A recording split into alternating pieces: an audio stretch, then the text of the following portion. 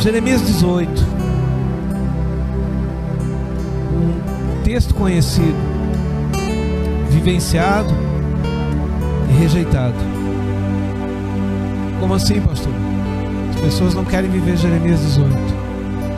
Jeremias 18 é terrível, mas é o que converte.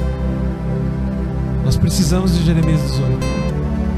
Quem não passar pela casa do oleiro, quem não for moído, quem não for quebrado, não vai ser transformado numa nova criatura. Aleluia. Então hoje eu te convido a descer. A casa do oleiro não fica no alto, fica no baixo. Tem que descer. É um lugar onde eu preciso me humilhar. Sabe o que nós temos encontrado pelo caminho? Acredite, são pessoas que de uma hora para outra saem do espaço chamado humildade e entram no espaço chamado soberba. De repente elas acham que não precisam mais de Deus e que a partir de agora está tudo certo, que elas já estão notadas no poder de Deus e que a partir de agora elas vão poder viver tranquilamente, não mais pelo poder de Deus, mas por aquilo que elas já aprenderam. É como se aprendêssemos uma vez e agora a gente já pode sair a campo. É uma frase que um dia eu ouvi que é muito pontual, que o pastor falava assim: parece que Deus leva a gente até a entrada da rua, né? O Espírito Santo leva a gente até a entrada da rua e a gente vê a luz lá no final e a gente diz assim: não, até aqui tá bom, deixa que agora eu vou sozinho. Mas aí a gente vai no caminho e a gente esquece que tem um monte de encruzilhada. E nessas encruzilhadas tem um monte de demônios escondidos para nos tirar do propósito. Aleluia. Sabe, tem muita coisa que está trabalhando nesses dias para te colocar no propósito, e tem muitas coisas que estão trabalhando para te tirar do propósito. O que vai ser mais forte você vai definir através das tuas atitudes. Se você der importância para as coisas que vão te tirar do propósito, certamente você vai sair dele. Mas se os teus olhos estiverem fechados para as coisas do mundo e você estiver com os olhos espirituais ativados, as coisas espirituais vão te colocar no propósito e você vai caminhar e nada vai te tirar do propósito. Por quê? Porque eu tenho por certo que nem altura, nem profundidade, nem largura, nem criatura alguma, nem potestade, nem principado, nem anjo poderá nos separar do amor de Deus que está em Cristo Jesus. Aleluia. Nada nos tira, nada nos tira. Nós decidimos hoje que nós vamos vencer, que nós vamos olhar para as coisas e nós não vamos ver elas como elas são, nós vamos ver elas como nós acreditamos que elas se tornarão. Aleluia. Irmãos, se ninguém sabe, se nós ainda olhamos as pessoas e não damos crédito a elas, que evangelho que nós estamos servindo? Se nós não acreditamos que as pessoas podem ser transformadas. Qual é o evangelho? Qual é o Deus que você serve se você limita o poder dele? Se você olha para uma pessoa caída e você diz não há como. Se você olha para uma pessoa destruída, se você olha para uma pessoa muitas vezes ranzinza, uma pessoa ruim, uma pessoa com espírito ruim, uma pessoa às vezes até de certa forma uma pessoa que indomável, que você olha e diz não tem como, infelizmente aquela pessoa não tem como. Isso é a nossa visão. Jesus, sempre que ele olhou para alguém, ele viu transformação em todas as pessoas que ele tocou. Quando ele visitou a casa de Simão, ele promoveu transformação. Você acha que ele não sabia que aquela mulher, aquela prostituta ia entrar com um vaso de alabastro? Você acha realmente que ele não sabia? É como se no mundo espiritual ele já tivesse planejado com ela e tivesse dito: não esquece, tal hora tu entra lá com vaso de alabastro e unge os meus pés e enxuga com teus cabelos. Naquele momento meu espírito vai tocar em você, você vai chorar continuamente, você vai lavar os meus pés. Ele não falou isso para ela, mas no mundo espiritual isso se completou. No mundo espiritual, sabe, Jesus ele sabia que naquele momento ele tinha que entrar, mas não só por aquilo que ele falaria, mas por aquilo que ele mostraria. Ele ia transformar o coração de Simão. E ele teve que num dado momento dizer: Simão, entrei em tua casa, tu não me beijaste. Entrei em tua casa, tu não me deste ósculo santo, não houve, não me deste nada, não tinha cana aromática, não tinha nada. Mas essa mulher, apesar dos seus pecados, ela fez exatamente o que eu esperava que ela fizesse. E agora, por causa dela, eu tenho o que dizer para você. Hoje eu tenho uma pregação para você. É isso que Deus estava dizendo, é isso que Jesus estava dizendo. Aleluia.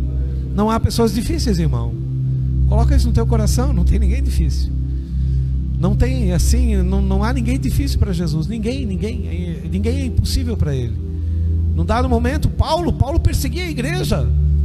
Algumas pessoas dizem: Deus mudou o nome de Paulo para Saulo. Não, querido, o nome dele era Paulo. O nome dele era Saulo. Em algumas regiões ele tinha a tradução de Saulo, em outras ele tinha a tradução de Paulo. O nome dele, ele tinha ambos os nomes. Deus não transformou o nome, Deus transformou o caráter. Quando ele entrou em Damasco, perseguindo o povo, já com uma determinação de perseguir, com uma determinação de matar, de destruir, de apartar, de separar, e já havia feito isso com muitos, já havia matado crianças, homens, mulheres, perseguido pessoas. E naquele dia, quando ele vai numa missão a Damasco, uma luz brilha e ele cai por terra. E quando ele cai por terra, uma voz diz: Saulo, Saulo, por que me persegues?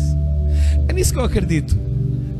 Eu não acredito num momento, eu acredito que de repente, num lugar onde você não está esperando, num momento que você não está esperando, ainda que o teu coração tenha dito que é impossível, de repente uma luz vai brilhar e vai cegar algumas pessoas que pensam que vêm, mas que não vêm mais, que pensam que enxergam, mas que não enxergam mais.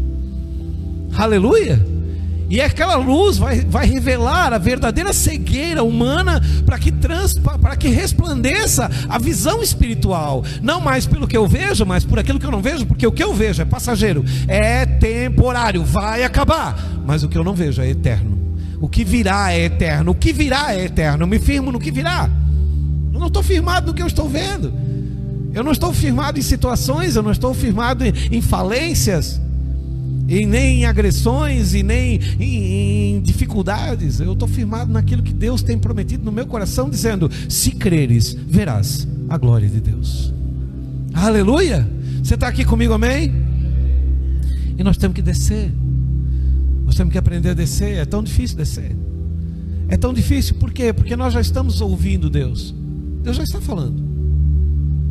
E quando eu prego para você, irmão, quando eu prego para as pessoas que estão na internet, Deus já está falando. Mas Ele está falando algo que ainda está no raso, tá? Vamos dizer que ainda está na primeira laminação dessa espada.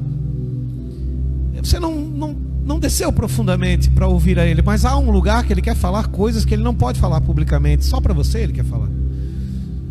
Chega um momento que Ele tem que dizer para você assim: desce, dá uma descida na casa do oleiro.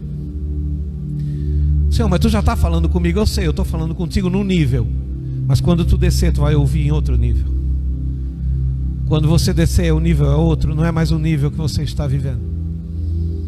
Porque tem coisas que Deus vai falar contigo no nível coletivo, mas tem coisas que Deus vai falar contigo num nível particular, que só você pode ouvir. E não é para você pregar, é para você ouvir e viver. Aleluia! Você entende isso, amém? Olha só, Jeremias 18. Palavra do Senhor que veio a Jeremias dizendo: dispõe-te, desce à casa do oleiro e lá ouvirás as minhas palavras. Olha só, ele já estava ouvindo, Deus já estava falando com ele, mas Deus disse: há um lugar onde as minhas palavras ecoarão. Desci à casa do oleiro, e eis que ele estava entregue a sua obra sobre rodas, como vaso que o oleiro fazia de barro. Que interessante ele ter de frisar isso. Como o vaso que o oleiro fazia de barro se lhe quebrou na mão, tornou a fazer outro vaso, segundo bem lhe pareceu, do jeito que ele quis. E ele continua dizendo: então veio a minha palavra do Senhor. Irmão, dá um minuto para mim, para eu poder entrar contigo nesse rio, porque está bem claro isso tudo. Mas eu quero que você entenda uma coisa: Deus leva você para uma situação, mostra transformação e depois fala. Então, eu não sei o que você está vivendo, eu não sei o que você está passando, mas Deus não vai falar sem primeiro mostrar. Você lembra de João Batista, quando ele manda 2 dos seus discípulos para perguntar se era ele mesmo que havia de vir ou se tinha que esperar outro? Jesus não responde. A Bíblia diz que naquele exato momento ele deu vista a muitos cegos, deu fala a mudos, surdos ouviram, aleijados se levantaram, E daí ele vira, depois de ter feito, ele vira e diz para os discípulos: ide, dizei a João, os cegos veem, os surdos ouvem, os mudos falam, os aleijados andam, e aos pobres é pregado o evangelho do reino. Ele não falava de pobreza com relação a ter aquisições, ele falava da palavra pobreza, significa humildade. Aos humildes, aos que têm simplicidade de espírito para me ouvir, para abrir o entendimento e dizer: eu preciso disso aí, eu preciso, meu Deus, eu não posso mais viver sem isso. Não é uma questão de eu virar crente, eu não vou virar crente. Eu sou crente desde que eu nasci. Eu creio que uma hora vai chover, eu creio que uma hora o sol vai nascer, e isso é ser crente. Eu não quero ser crente, eu quero ser filho. Transformação, eu preciso de uma transformação. Eu preciso dar espaço para o Espírito Santo, para que ele entre na minha vida e faça uma transformação.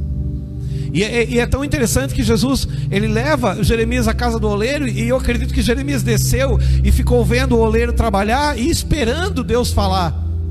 Mas Deus não falou enquanto o vaso não quebrou na mão do oleiro e ele não voltou a fazer do jeito que ele queria. Primeiro Deus mostrou, depois Deus falou.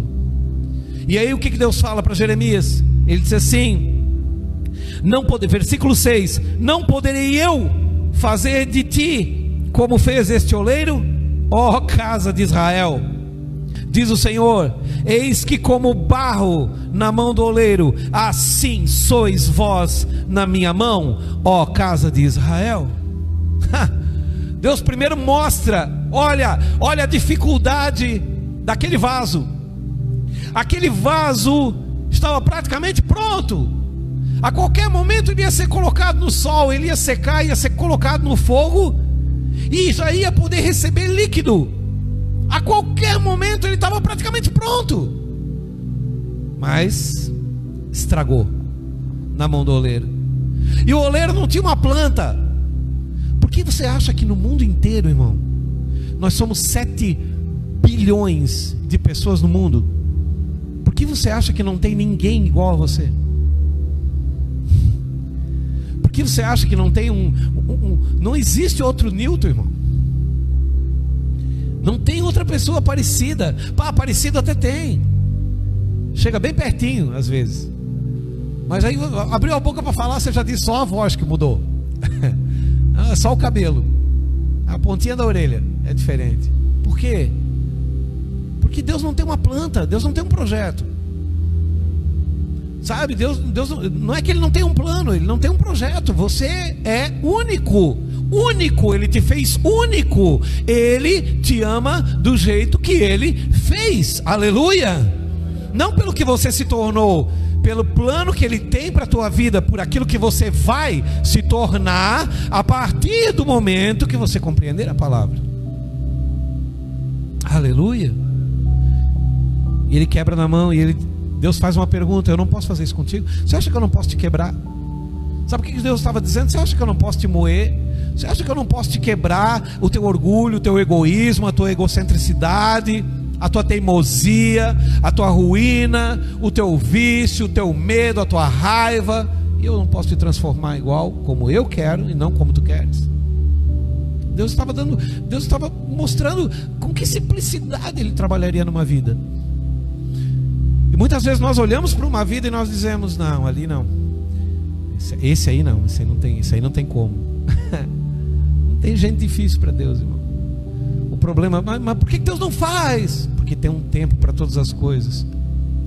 Uma pessoa que não é transformada imediatamente, ela está nos ensinando algumas coisas: paciência, longanimidade, perseverança.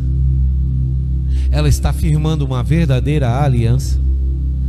Será que eu tenho paciência de esperar? Será que a minha oração vai continuar? Será que eu vou me manter firme até que Deus faça do jeito que Ele quer? Ou será que eu vou desfalecer no caminho? Ei, irmão, Deus não desistiu de você. Você não tem o direito de desistir de ninguém. Você está aqui, amém? Deus não desistiu de mim nem de você. Ele não te dá o direito de desistir de ninguém. Pastor, mas eu pequei hoje à tarde. E desse pecado Ele não se lembra mais. Se você se arrepender e pedir perdão, você pode recomeçar. É simples assim? Tem base bíblica, pastor? Tem. Malfeitor da cruz. Quando ele está ali, quando ele se arrepende ali, na cruz, quando ali ele diz: Senhor, lembra-te de mim quando entrares no teu reino. Jesus, sabe, ele reconhece duas coisas: o senhorio de Deus e o reino de Deus. Ele reconhece que Jesus é Deus. Ele diz Senhor. Quando ele chama Jesus de Senhor, ele reconhece o senhorio de Jesus, ou seja, que Jesus não era um homem, e sim era um Senhor. E aí ele diz: lembra-te de mim quando entrares no teu reino. Ele reconhece que Jesus era rei e que ele tinha um reino. Aí Jesus, quando vê que ele é proclamado rei e Senhor por um malfeitor que está na cruz, ele diz: ainda hoje estarás comigo no paraíso, por causa da tua declaração. Reconhecimento. Reconhecer que Deus é Senhor e Rei na tua vida. Ele é Rei de reis e Senhor de senhores. Quando eu reconheço o reinado de Cristo e o senhorio de Cristo, eu abro uma porta para estar com Ele. Aleluia! Então não tem nada difícil. Não tem nada difícil. Agora tem uma coisa que você precisa entender. Eu não vou me alongar, e eu quero muito que você entenda, porque a precisão da palavra, sem acréscimos, ela vai deixar uma mensagem em você. E creia, não venha à igreja, seja a igreja. Tente entender momentos, dificuldades. Nós firmamos as nossas dificuldades em dinheiro. Você já notou isso? Agora me diga uma coisa: em Atos dos Apóstolos conta uma história de que muitos homens levavam um aleijado para a porta do templo Formosa para que ele esmolasse na porta. Preste atenção nisso. O camarada era trazido para pedir esmola. Eles pegavam o aleijado: pega lá que eu pego aqui, e colocavam ele na porta do templo e diziam: ó, ganha teu dinheiro aí, no final do dia a gente te busca. E aí acontece num dado momento que Pedro e João estão subindo a hora sexta para orar no templo Formosa. Eles estão indo, e quando eles chegam na porta, o aleijado está com as mãos estendidas, e Pedro para e diz para ele: não temos ouro nem prata. Só que antes de Pedro dizer isso, Pedro diz assim: ó, olhe para nós. Por quê? Porque quando nós viemos à igreja e nós ainda não caminhamos com as nossas próprias pernas, mediante a fé e a palavra que nós ouvimos, nós ainda estamos aqui somente para ganhar o benefício da cruz. Os nossos olhos estão postos nas nossas mãos para ver o que cai de bênção. Vamos ver o que Deus tem para me dar hoje. E a gente não tira os olhos daqui, então a gente não consegue ver a face de Cristo. E Jesus disse: o meu povo que se chama pelo meu nome se humilhar e orar e buscar a minha face. Ele está dizendo: tirar os olhos das mãos e buscar não aquilo que eu tenho para dar, mas aquilo que eu sou. Essa é a proposta de Deus. Tira os olhos das mãos. Ah, mas o que eu vou ganhar se eu for fiel a Deus? Querido, quem perguntou o que iria ganhar era Davi, com relação a ser fiel ao rei. Mas a Deus ele já havia ganho. Ele já era rei, já tinha sido ungido. De Deus ele já tinha ganho simplesmente o reino de Israel. Agora ele queria saber o que ele ia ganhar do rei que estava na posse. Ah, vai ganhar a filha do rei, e a tua casa vai ser dispensada de pagar imposto. Então eu vou matar o gigante. Mas se não ganhasse nada, eu mato do mesmo jeito. Eu só quero ver se ganha alguma coisa. Mas se não ganhar nada, eu mato também, não tem problema. Só que quando nós viemos à igreja, sabe o que era mais fácil Pedro ter feito naquele dia? Ter dado uma esmola ou ter dito: em nome de Jesus, levanta e anda? Era muito mais fácil Pedro ter parado na porta e ter dito: está aqui, ó, 1 denário. Pronto, estava resolvido. Mas Pedro olhou para ele e disse: não temos prata nem ouro, mas aquilo que temos. Deixa eu te perguntar: você tem para oferecer Jesus Cristo para as pessoas? Porque se eu estou na igreja e eu já busquei Ele por tanto tempo, eu devo ter. Eu não tenho prata nem ouro, mas será que eu tenho um Cristo para oferecer, independente da situação que eu estou vivendo? Aleluia. E aí ele está na porta e ele diz: não temos prata nem ouro, mas o que temos, isso nós te damos. Em nome de Jesus o Nazareno, levanta e anda. E a Bíblia diz que ele, tomando-o pela mão, se levantou e se pôs sobre seus pés. Sabe o que significa? Que ele não deu um salto, ele foi se ajeitando. E a Bíblia diz que entrando no templo, saltava e adorava o Senhor. Depois que você firma bem os seus pés no Evangelho, já dá para pular, dá para dar uns pulos, uma dançada. E entrou adorando o Senhor. Eu fico imaginando que esse homem aleijado esqueceu uma coisa: a cumbuquinha cheia de moeda. Eu acho que ficou na porta, irmão. Porque depois que ele levantou, pegou na mão, ficou em pé e sentiu que poderia andar, e viu que a porta do templo estava aberta, ele deve ter dito: e foi-se a cumbuquinha. Irmão, você só pode ter aquilo que você não quer mais. Aquele homem entrou e glorificou a Deus, porque a partir de agora ele estava apto a fazer por ele mesmo, não precisava mais ser carregado para a porta do templo. Ele iria sozinho e ele não ficaria mais na porta do templo, ele entraria para adorar. Aleluia. Posicionamento diante de Deus. Talvez alguns de nós viemos para a igreja só para buscar o benefício da cruz, mas creia, o benefício da cruz, ele vem depois. Primeiro Jesus está mostrando situações: mas eu não quero vivê-las, Senhor, eu quero as tuas bênçãos. Onde estão as tuas maravilhas, Pai? Me disseram que te seguir era bom, me disseram que tu me daria coisas. E Deus diz: ei, tem um processo do qual você não pode fugir. Há um processo. E creia, quando nós passamos o nosso processo, vem o processo dos nossos filhos. E aí, quando os nossos filhos, às vezes até os cônjuges, mas vem um processo na família. E quando o processo vem na família, ele te pega de novo. E aí você começa a sofrer por aquilo que está dando errado na família. Mas o teu processo você já viveu. Só que agora você deveria ser um testemunho vivo para a família daquilo que você já passou. Mas ao invés disso, muitas vezes nós caímos no problema da família e sofremos com aquilo que eles sofrem. Os filhos, a falta, os cônjuges, maridos, esposas, agressões, acusações, condenações. Falaram de mim, mas é mentira. E eu estou preocupado se é mentira. Alegrai-vos, regozijai-vos, quando todos falarem mal a vosso respeito e mentindo, disserem tudo aquilo que não é verdade. Quando alguém vem dizer para mim: pastor, falaram um negócio de ti, eu preciso te contar. Eu digo: fala, querido. Aí conta e eu sei que é mentira. Eu digo: não, mentira. Tá, mas falaram? Não, é mentira.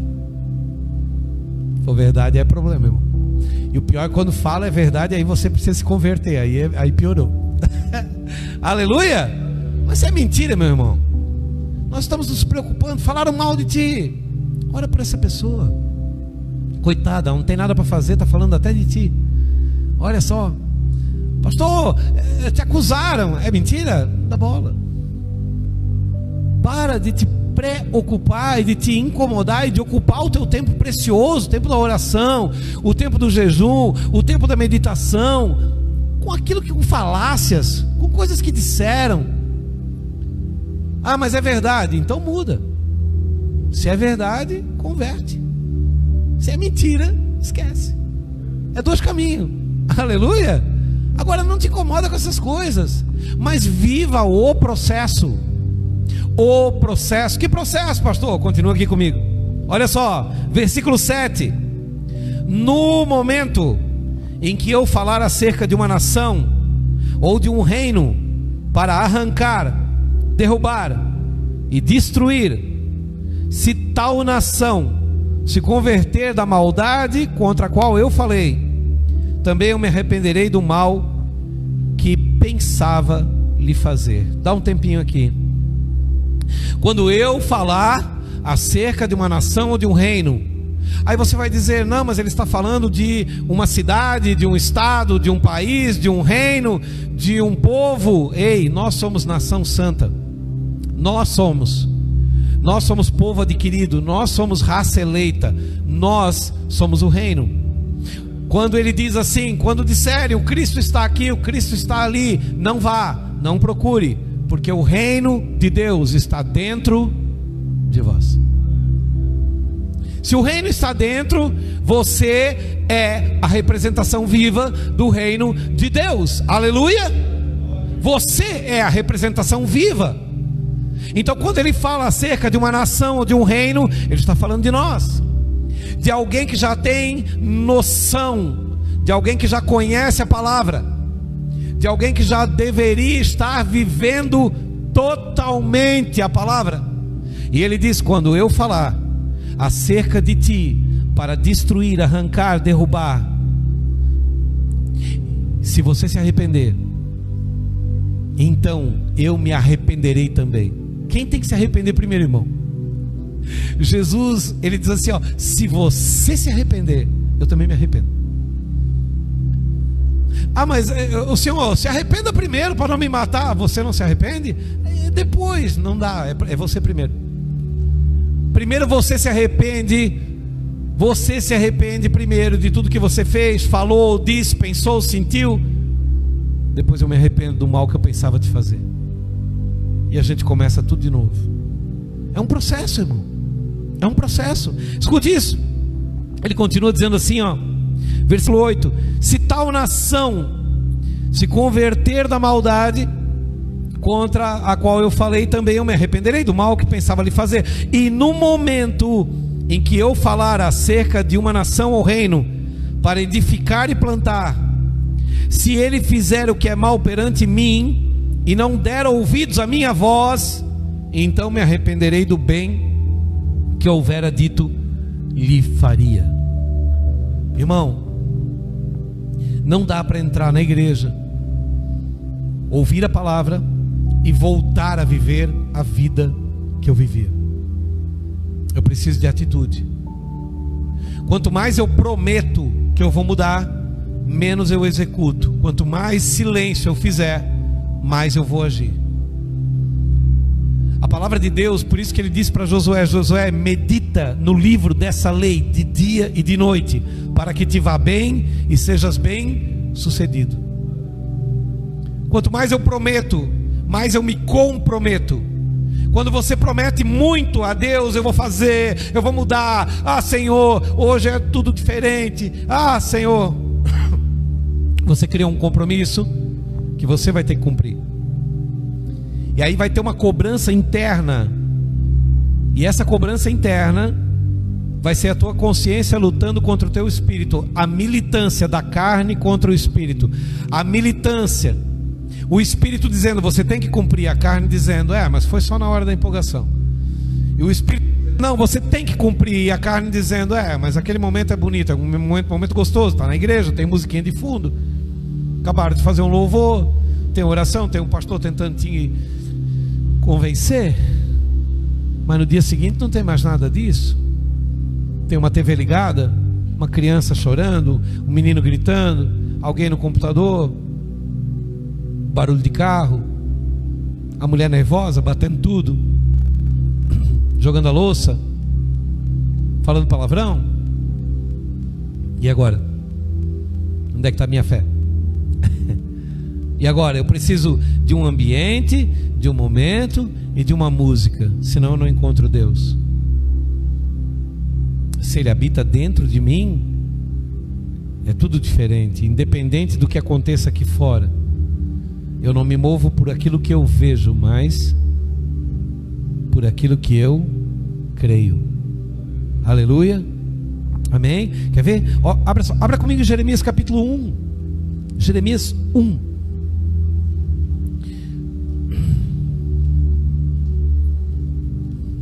Jeremias 1.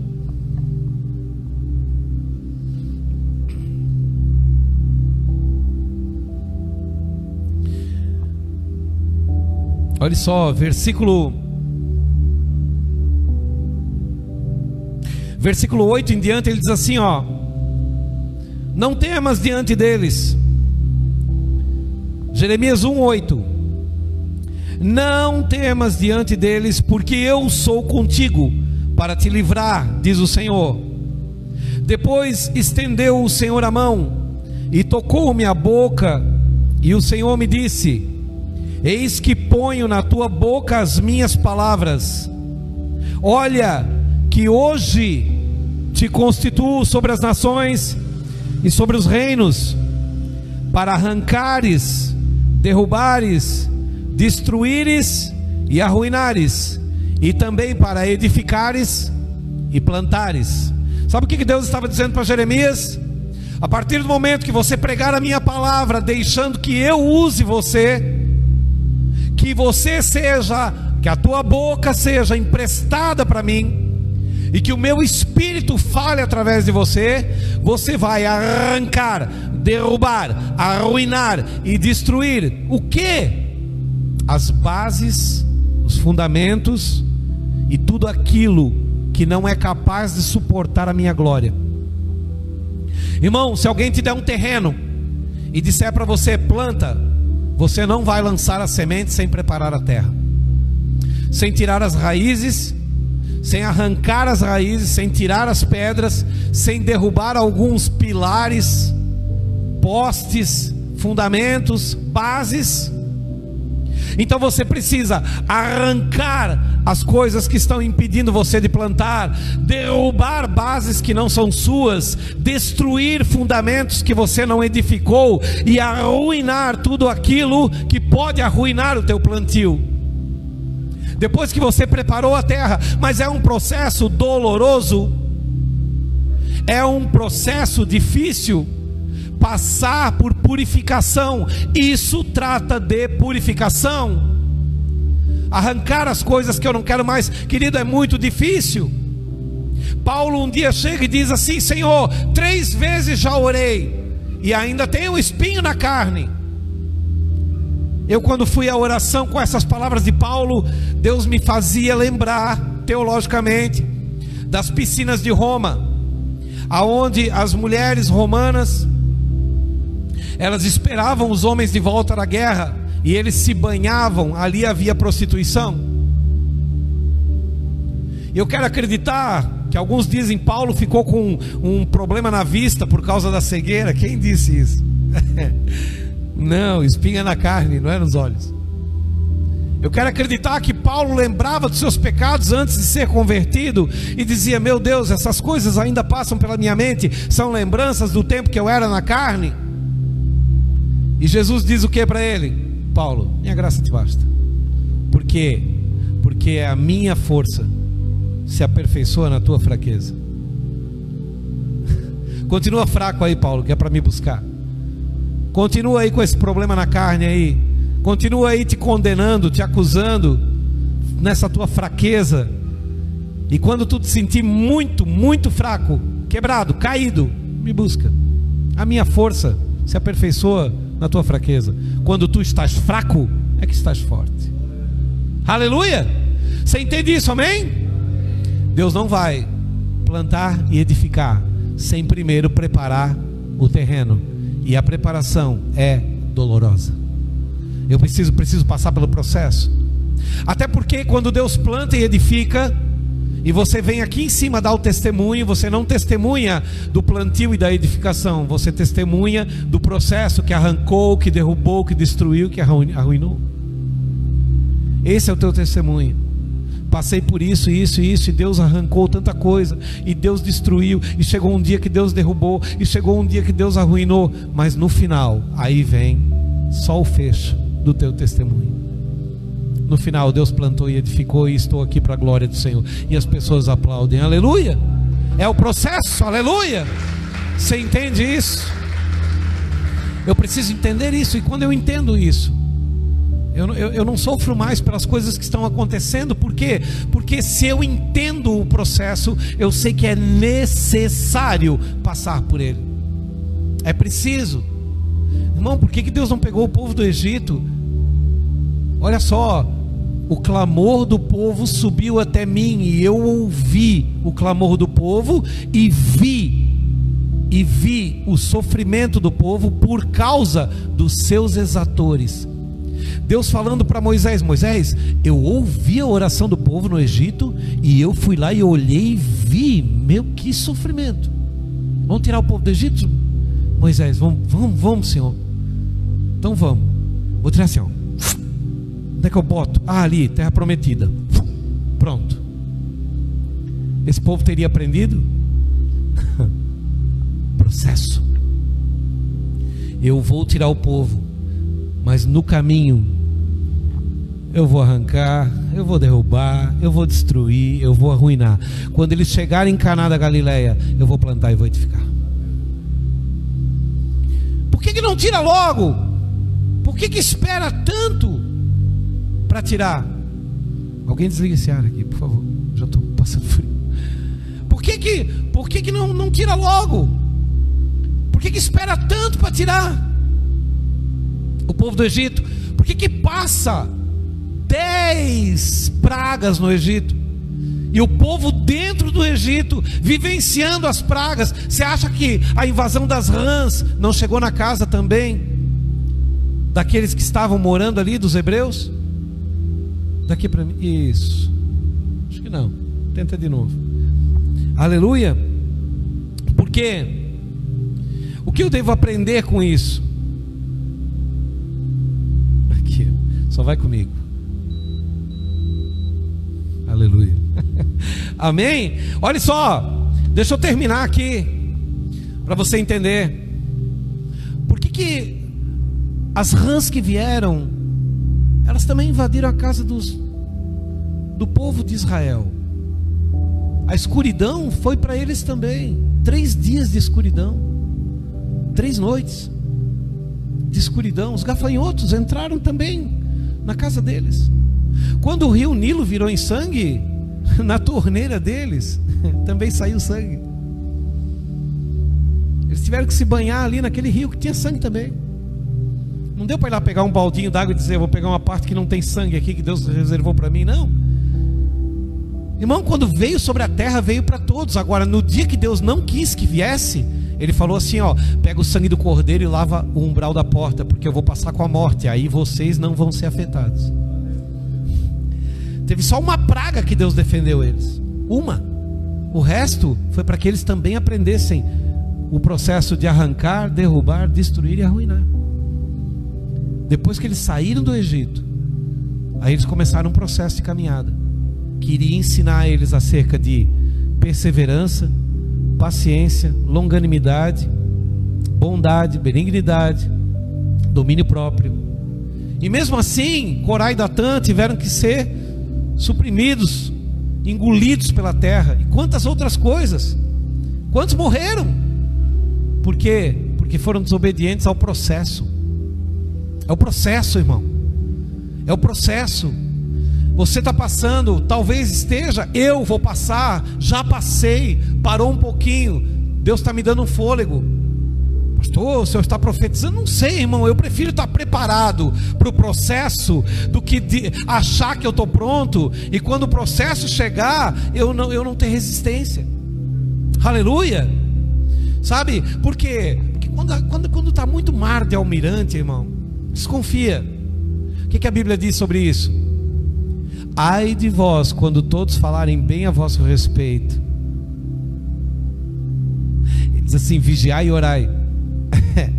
Mas ele fala assim: bem-aventurados sois quando todos vos caluniarem, vos perseguirem e mentindo disserem todo mal a vosso respeito. Regozijai-vos e alegrai-vos, porque grande é o vosso galardão no reino dos céus. Aleluia. Então tem um momento, tem um processo. E quanto mais estão falando mal de você, mais feliz você tem que ficar. Oh, glória. Deixa bater na trave, irmão. E se alguém fizer um gol em ti, faz mal. Brinca de perder e vamos para frente. Deus é bom o tempo todo. Aleluia. Diga para a pessoa que está perto de você, nem que você tenha que virar para olhar para trás, diga assim: ó, viva o processo. Diga para ela assim: ó, é o processo que cura. Aleluia. Que essa palavra entre no teu coração, que você entenda ter sido moído. Irmão, que delícia saber que Deus nos escolheu para nos moer. Você já pensou que vida apática que tem aquele que não é cristão, que nem moído é, que nem escolhido é para passar uma provinha, que não tem galardão, que não conhece a palavra de Deus, que está lá fora vivendo o acaso, ele não sabe nem o que vai ser dele, que na cabeça dele ele conjectura uma eternidade que não existe, constrói, faz planos como se fosse ficar na terra, como se nunca mais fosse voltar ao ventre do Pai. Que vida sem graça, irmão. Pior ainda, aqueles que pensam que vão morrer e vão voltar. Piorou. Você já pensou que cansativo? Morre e volta, morre e volta, morre e volta, morre e volta. Meu Deus, chega. Me deixa morrer. Alguém me deixa morrer. O espírito é muito bobo de pensar nisso. Aleluia. Nós sabemos que Hebreus capítulo 9, versículo 27 diz: ao homem é dado viver uma única vez, vindo depois o juízo. Eclesiastes capítulo 5, versículo 9 em diante diz que aqueles que morreram não têm nenhum conhecimento do que se faz debaixo do sol. Tristeza, alegria, raiva e ódio não pertencem mais a eles, porque está no esquecimento. Olha que maravilha, irmão. Sair daqui, tirar uma soneca no colo do pai Abraão e não lembrar de nada, não saber de nada, nem da dívida que tu deixou aqui, nem da dor. Ah, pastor, não vou lembrar de ninguém, que chato que vai ser. Você vai dormir um sono, irmão. Vai dormir um sono, vai descansar um pouco. Daqui a pouco você vai ser chamado para um julgamento, vai ter que passar na fila, entrar lá, talvez passar um período da tua vida, 70 anos sendo julgado. Por que 70 anos, pastor? Deus não tem pressa. Eu acredito que Deus vai começar desde criança, vai pegar tu pela mão e vai dizer: vamos dar uma volta? Quanto tempo? Quanto tempo tu viveu? 73 anos, dá uma volta. Não tem nada para fazer, eu não tenho relógio. Vamos ver o que tu fez de errado e o que tu fez de certo. Vamos comparar o juízo e a justiça com aquilo que tu fez. Eu quero te julgar. No final eu quero saber se tu vai vir comigo ou se tu vai descer o tobogã. Aleluia. Amém, irmão? Aleluia. Então pensa nisso. Vida e morte. Olha que delícia viver esse processo. Olha que gostoso. Olha quanta luta. Olha o quanto você cresceu. Olha para trás. Se conheça. Olha o quanto você cresceu. Pastor, eu não cresci ainda. Então você precisa de uma lutinha pequenininha para dar uma crescidinha. Precisa de uma provinha, né? Deus tem que colocar você na prova, dar uma moidinha, levar você para casa do oleiro, quebrar um vasinho na tua frente e dizer: ó, tu é o próximo. Aleluia. Irmão, se você pegar a tua vida e voltar um pouquinho atrás, tinha um dia na tua vida, nem que era quando tu era pequeno, que você tinha até medo de chegar em casa porque você achou que era o último dia da tua vida. Eu passei por isso, irmão.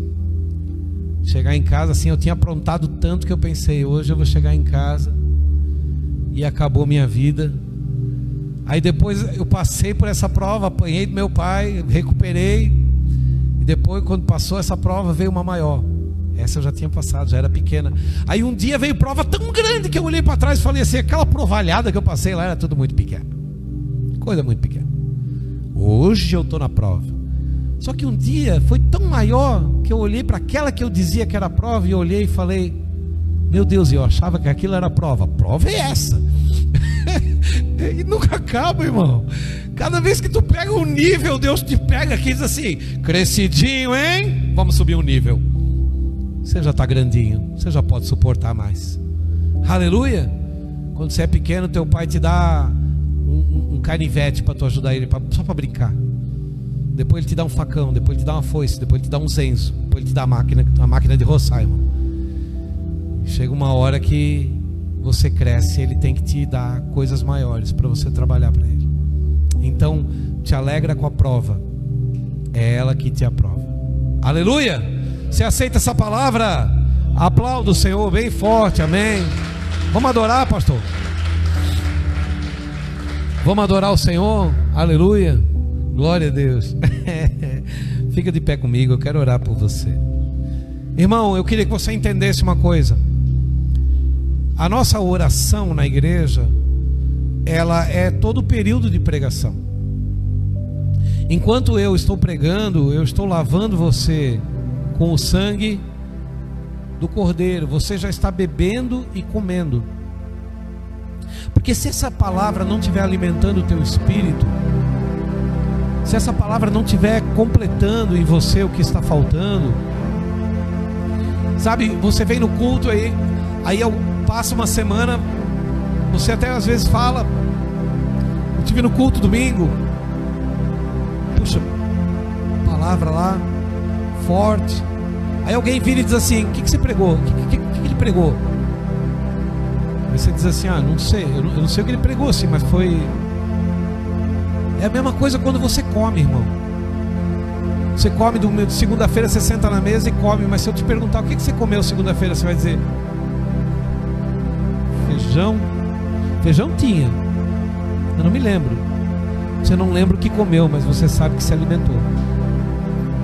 Assim é a palavra de Deus. Você não precisa saber toda a palavra, mas você precisa entender que tem algo aqui dito que vai te alimentar, que vai te dar a substância que tu precisa para poder passar mais um dia de prova. Então não importa o que você esteja vivendo, não valoriza muito o gigante, irmão. Irmão, deixa eu te falar isso, presta atenção. Se Davi tivesse chegado no arraial e tivesse valorizado o gigante, ele nunca teria lutado. Ele não valorizou. Ele olhou para o gigante e falou: ei, ainda hoje eu vou cortar a tua cabeça e vou dar o teu corpo para as aves, porque tu vens a mim com paus, escudo, espada, mas eu vou a ti em nome do Senhor dos Exércitos. Davi não ficou olhando para o gigante, para o tamanho da lança, para o peso do capacete. Não, ele olhou e falou: eu te desprezo. Então pega o problema aí que você está vivendo. Às vezes o problema é financeiro, despreza.